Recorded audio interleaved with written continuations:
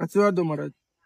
ये देखो ये सब मीडिया लोग हमको परेशानी कर रही है, टिकटॉक वायरल होगी तो तुम बंद कर देना। انا مش عايزك تستعجب، بس اللي قدام منك ده اله، زي ما بقول لك كده اله بيعطي الراجل اهوت البركه، ويعني سبحان الله بيهدد الجميع وبيتكلم معاهم. شوف، اعطاه البركه اهوت وقال له بقى انصرف.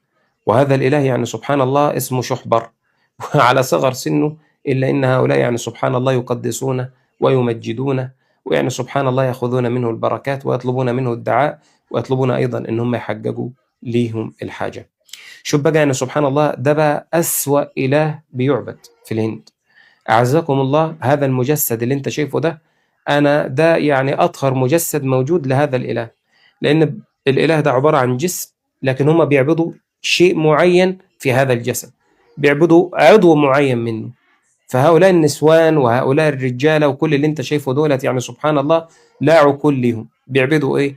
بيعبدوا عضو من أعضاء الإنسان، ويقول لك إن هو ده اللي هو السبب بتاعنا في الحياة.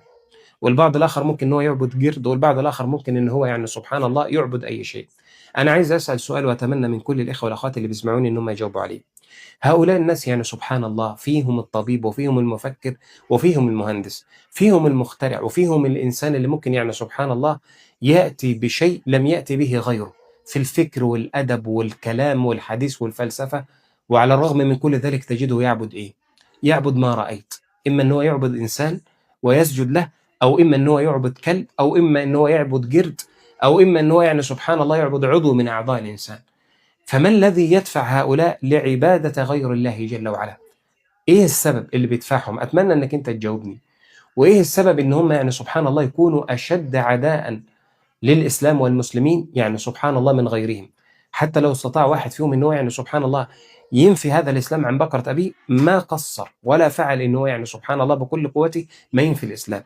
وثالثا، هل هؤلاء يعني سبحان الله اذا وصلتهم الدعوة ممكن ان هم يؤمنوا او يسلموا بالله جل وعلا؟ يقول الله جل وعلا: إن الذين حقت عليهم كلمات ربك لا يؤمنون ولو جاءتهم كل آية حتى يروا العذاب الأليم. وقال الله عز وجل: كذلك يجعل الله الرجس على الذين لا يؤمنون. فهؤلاء يعني سبحان الله الرجس اللي موجود فيهم هو الشيطان. فهؤلاء هم أولياء الشيطان وأبناؤه وأحباؤه، وسيدهم والمتصرف في أمورهم بما أراده الله جل وعلا هو إبليس عليه لعنة الله. وإبليس بيضع عرشه على الماء، ثم بعد ذلك يرسل جنوده، وجنوده يتلبسون في هؤلاء. فبعدما تفنى الحياة بتاعتهم بيعملوا فيهم إيه؟ بيحرقوهم. لأن الشيطان يعني سبحان الله كما الإنسان يرجع للتراب هو بيرجع لرماد، للأصل اللي هو خلق منه، فبيحرقوه ثم بعد ذلك ينثروا رماده. هذا ما توصلت إليه بفكر أنا الخاص يعني. فهنا أسأل سؤال: الناس ديت بيعملوا في نفسهم كده ليه؟ ليه الناس دولت بيحرموا ما رزقهم الله؟ ليه الناس دولت يعني سبحان الله بيعبدوا من دون الله ما لا ينفعهم ولا يضرهم؟ هل السبب الشيطان ولا النفس ولا إنا وجدنا آباءنا على أمة وإنا على آثارهم مقتدون؟ شاركونا بآرائكم يا شباب.